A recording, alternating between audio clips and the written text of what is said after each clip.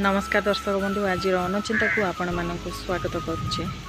आज्ञा गीता भागवत श्रीकृष्ण कहते जे कर्म करी चल फल को आशा करनी। जदि तुम्हें सत्कर्म आ न्याय थी ना तुम्हें दिने ना दिने तुमको फल निश्चिंत मिल।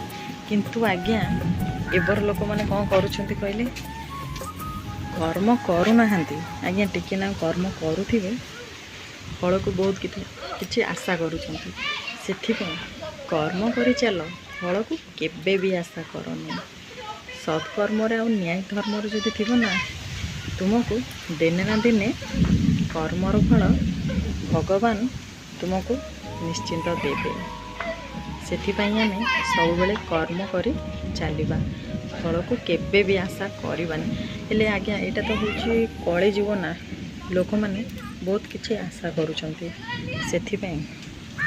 लोभी मनीष मैंने ना कर्म जदि न करेंगे फल को आशा करेंगे हम कि हेनी। से कर्म करी चल निश्चिंत फल दिने ना दिने मिल।